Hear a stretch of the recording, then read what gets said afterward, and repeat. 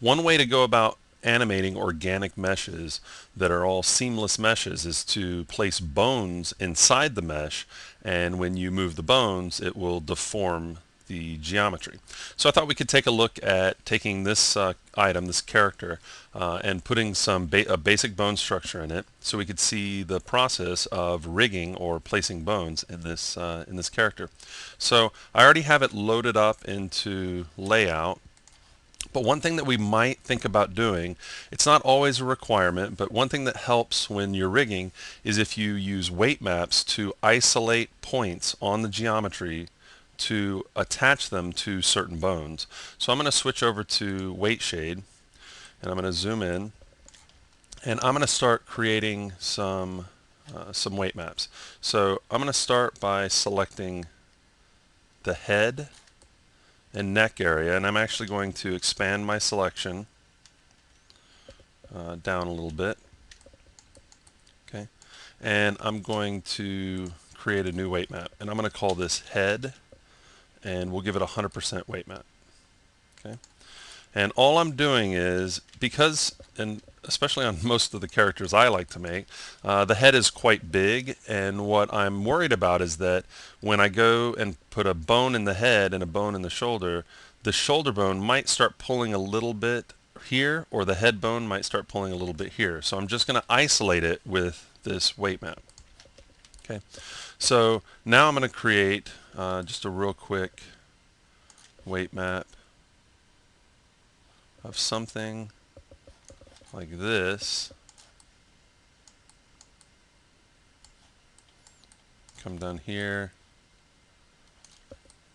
maybe something like this, and I'm going to call this one body, 100%.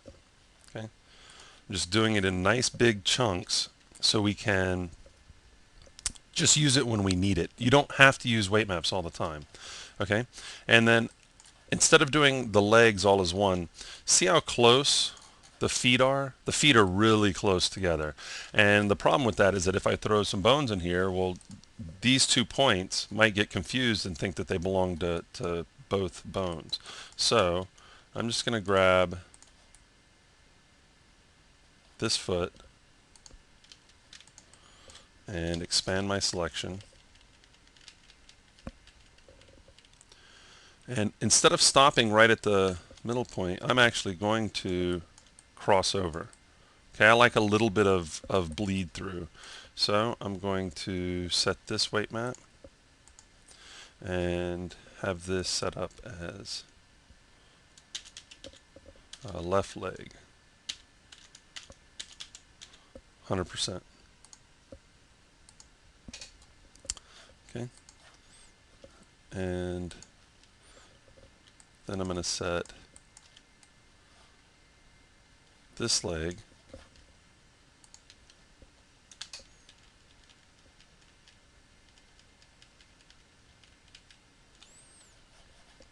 I'm going to make a new weight map, right leg. Okay, so now I've got just a few weight maps. I've got my right leg, I've got my left leg, I've got the head, and I've got the body. So I've got enough to just kind of isolate. I can always come back and make new weight maps. I can adjust the weight maps, but this is enough for me to feel comfortable going in and start rigging.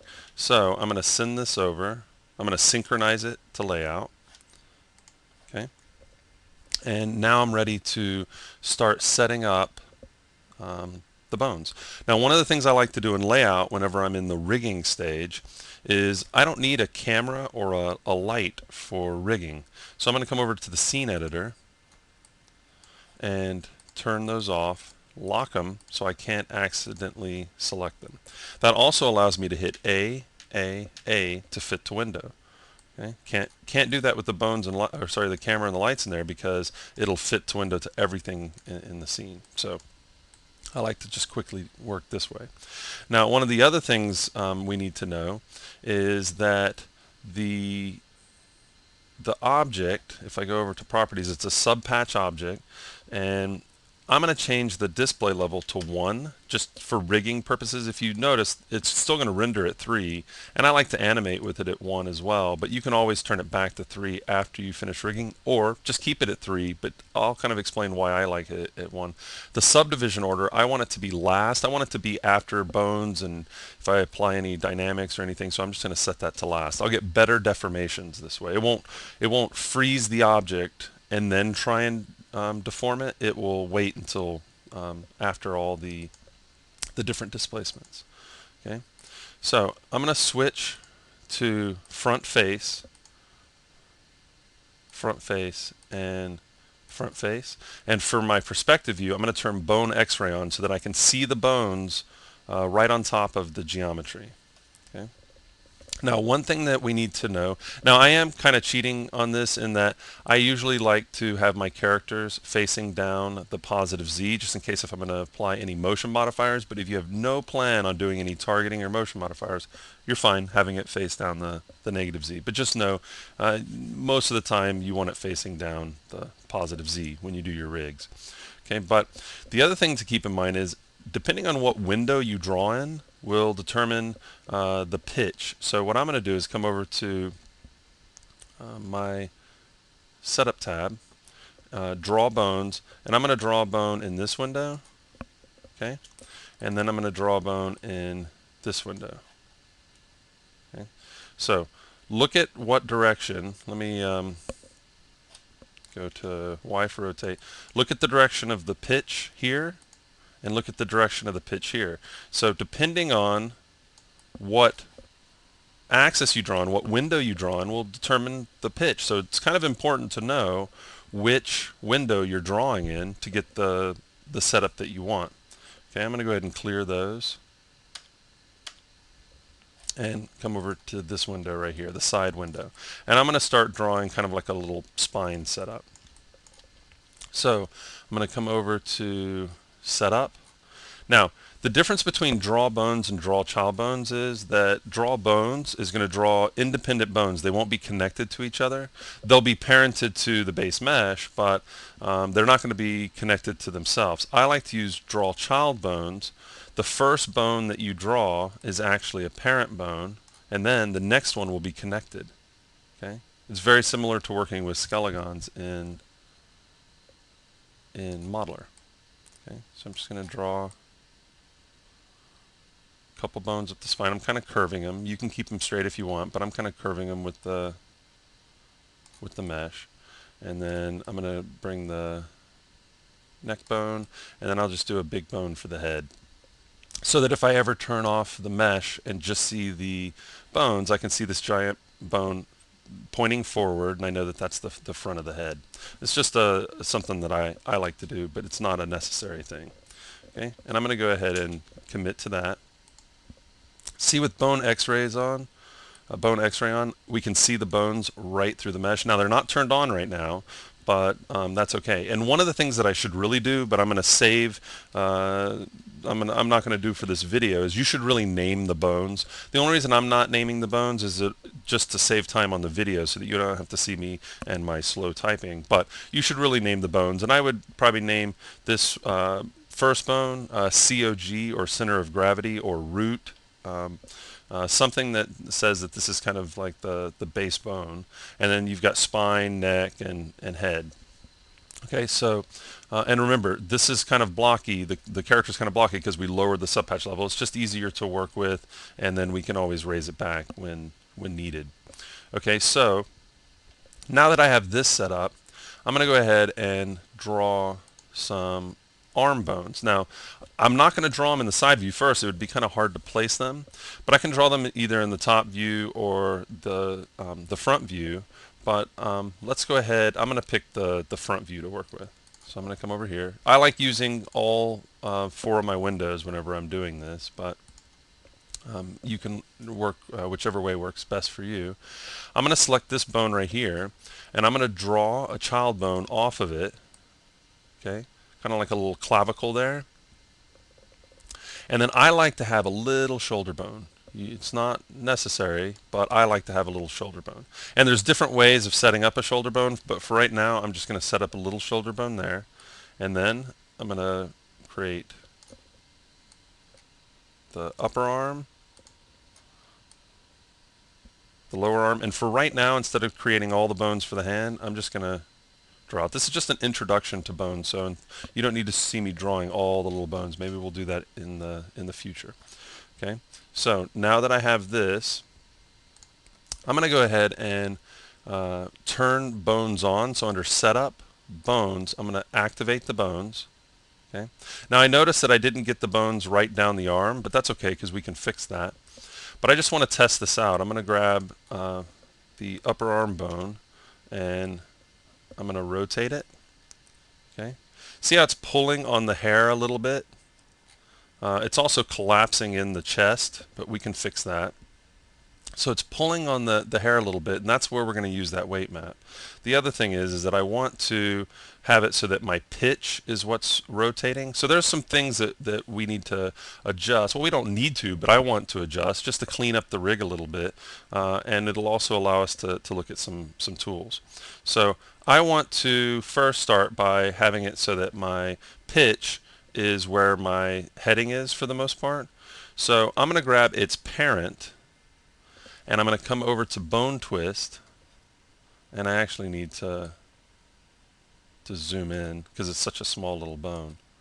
And I'm just going to rotate, I'm going to twist that bone so that my pitch is facing the direction that I want. And now whenever I come to this bone, it actually affected this because, well, why did I have to twist its parent in order for it to work? Well, because our setup is, our coordinate system is set to parent. So the child is taking the information from its parent, so I needed to twist the parent. But that's one way of using bone twist to get the to get the rotation handles how I want them. Okay. Now I'm also seeing that the bones aren't in the right place for the arm. They're kind of outside, which isn't really going to do me much good. So I'm going to select the mesh, come over to tip move, and I'm going to move this, and it moves the parent and all the children. It moves the entire hierarchy. Just kind of rotate this into place, and I might as well now that I've got that into place, I'm going to go over to joint move, and I'm going to move these joints. See, it didn't affect the hierarchy. Okay, so that's the difference between joint move and tip move, is that joint move's just going to move the joint that I'm selecting. Tip move will move the whole hierarchy that follows underneath it. So I'm going to hit spacebar to commit. We have to know that anytime we use those, it's turning the bones off, and it's also disabling IK, which we're not going to use right now, but just so you know. Okay, so now I feel like it's a little bit more in the mesh, so I'm a little more excited about that. Now, we did see the problem that, let me go ahead and turn bones on. I'm going to move over to frame 10 and just rotate. You can see, well, the legs, there are no bones in the legs, so they're like jelly. But the hair is pulling, and I don't like that. So I'm going to come over to frame 0. We always set up on frame 0. Most of the bone tools don't even work on anything but frame 0, but that frame 0 is our setup frame, and we want to keep with that. So what I'm going to do to kind of fix that whole head problem is I'm going to grab this bone, P for properties. Now I can change the fall off type if I want, but for right now I'm just not going to mess with it. You can change it so that the fall off is much smaller, but you can also change the strength of the bones. But for right now, I want to use weight maps. So for this head bone right here, I'm going to change the weight map to head. I'm going to use the arrow key to go down, and I'm going to change that bone to head.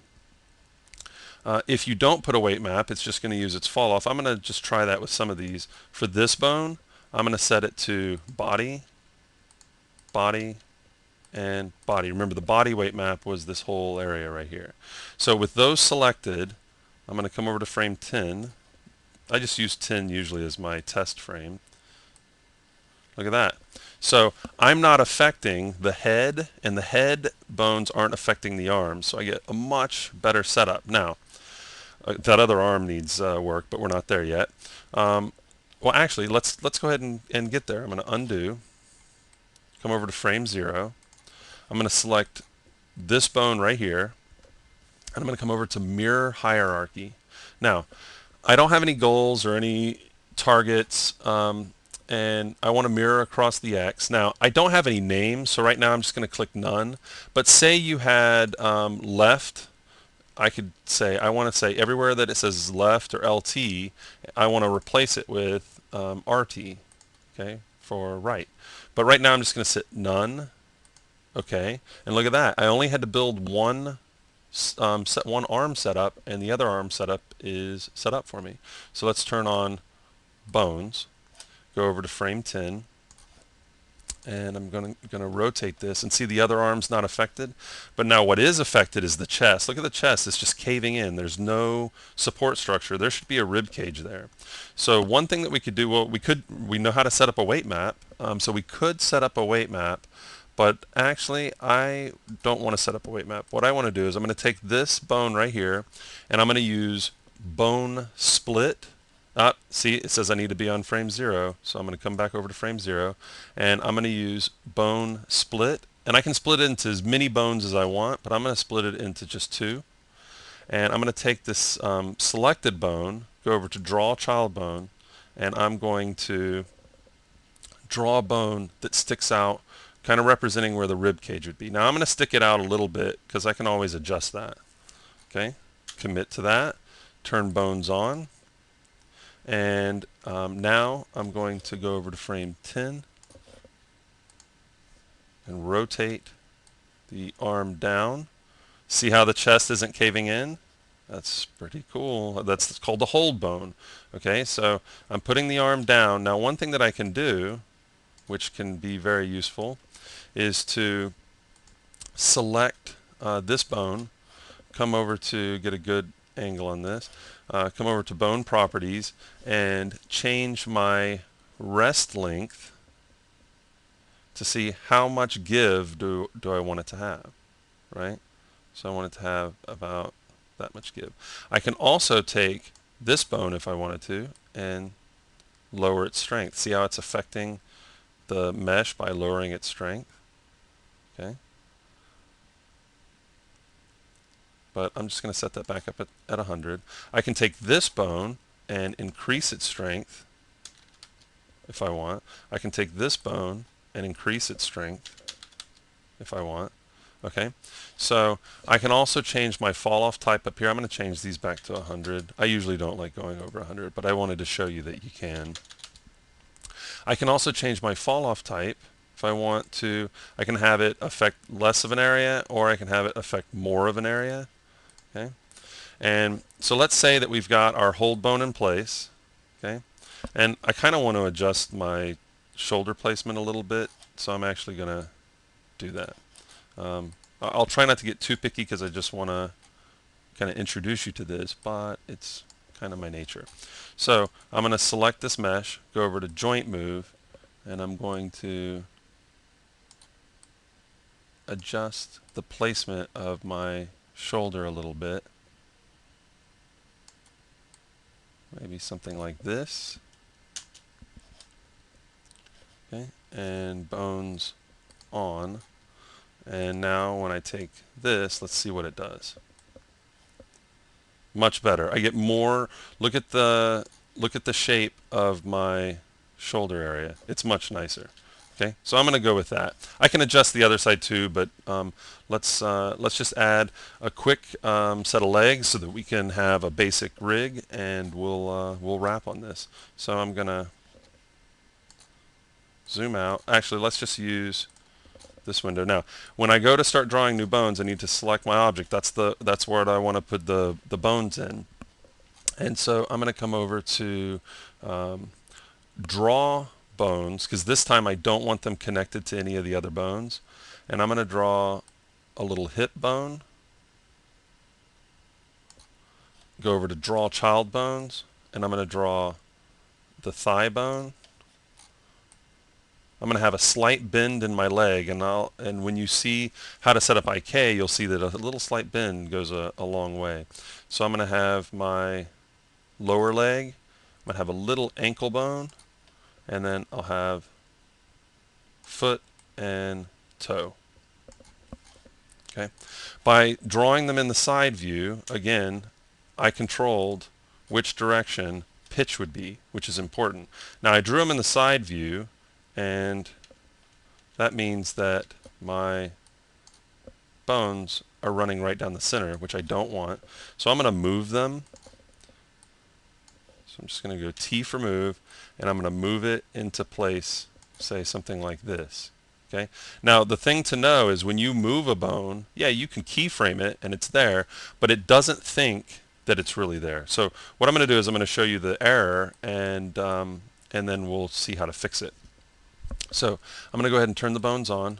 Whoa, look at this. It shifted all the way over because we keyframed this bone. But watch what happens when I hit R for rest. It says that's the resting place for the bone. That's where it really needs to be on frame 0 on the setup frame. So we now know that we can move the bones, but we need to rest them in order for them to work properly. Otherwise, it thinks that they've been keyframed into place instead of having them as their starting place. Now I'm going to go to tip move and just kind of adjust.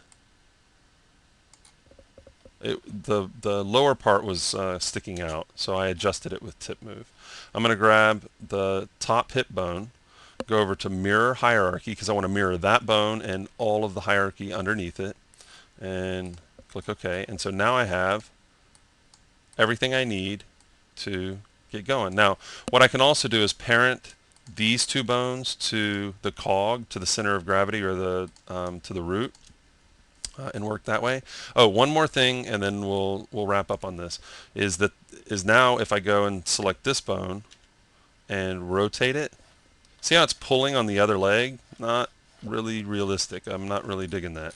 So what I'm going to do is grab this bone, P for properties, weight map, and that's our left leg. Arrow key to the next bone, left leg, left leg, left leg, left leg, and that could be body or left leg. I'm just going to do left leg. Okay, and then I'm going to go to this bone and choose right leg, right leg, right leg, right leg, right leg, right leg. Okay, and now when I grab this, look, it's not affecting the other leg. It's because the points are so close together that you'd want to use a weight map. You could try fall off on the bones. You could try all sorts of things, but to me, a weight map, especially for the legs, is the way to go. And I like to do that for the head as well. I used to, before I used weight maps for separating, for isolating areas, I would draw like these spiky shaped bones just to kind of fill the head in, and you can do that, but I think a weight map's easier. And then when we go to animate, this is our bone setup. I mean, we can add more. We might need another, well, we need another chest one. We might want a hip one, depending on the style of the characters. If you've got a character that's very shapely, I'll say, you might need some hold bones in the belly and things like that. So, but this is just a basic setup so that you could see placing bones, isolating geometry using weight maps, or hold bones. Don't forget about our hold bones, because sometimes the hold bones look better than weight maps because it allows for a little bit of stretch,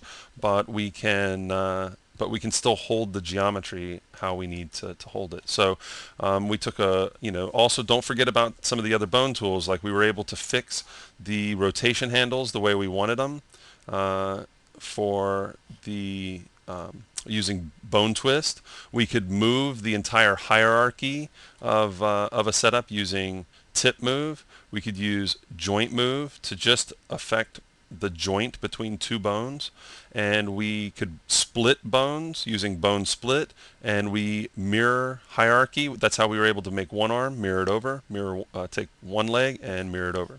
So again, just a quick look at setting up bones in an object, taking advantage of weight maps and some of the bone tools.